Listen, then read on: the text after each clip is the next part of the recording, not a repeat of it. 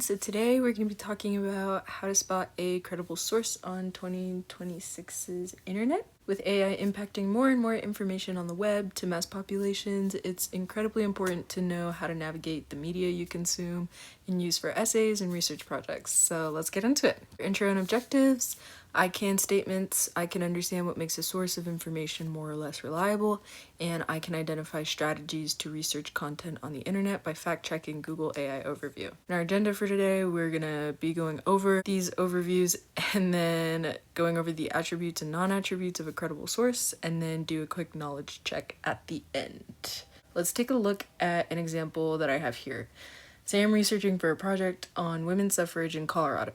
Chances are you've seen this Google AI overview pop up anytime you search anything up on Google now. From what I know, there's no way to disable it as it's part of Google's search engine now, so if it's there, we might as well learn how to use it. These overviews can be helpful if they're used correctly. I could just write down the information within the overview and call it a day on my research. But the problem with that is that there's no quotability since Google is not the original author of this information.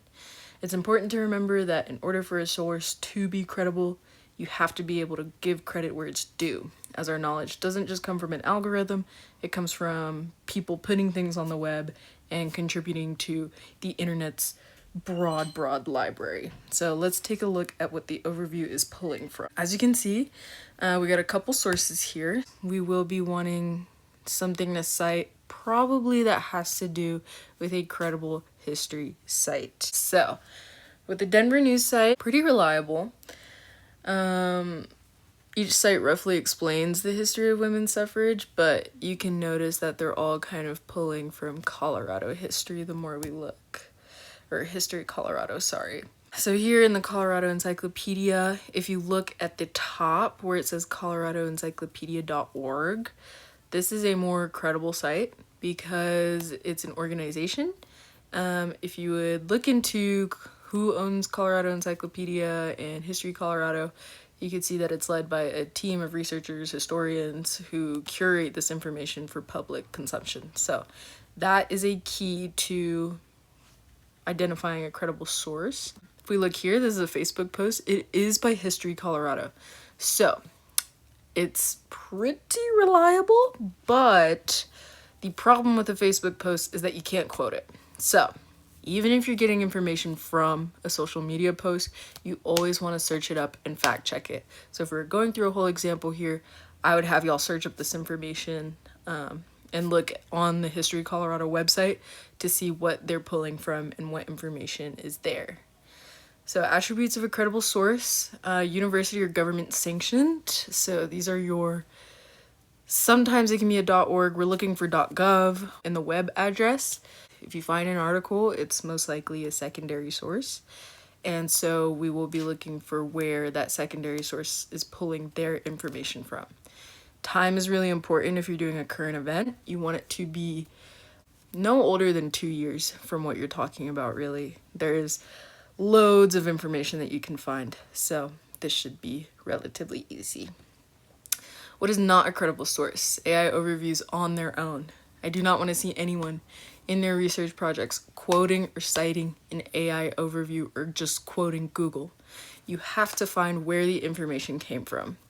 This goes for social media posts, blog posts, and Reddit posts as well. This is our credibility check. We're gonna go over some of these scenarios. Someone on social media posted a video saying that a Colorado politician was involved in a scandal. When you look at recent news sites, there is no coverage. I'm gonna give you a couple seconds just to think about what you would consider for research purposes, and we'll talk about it.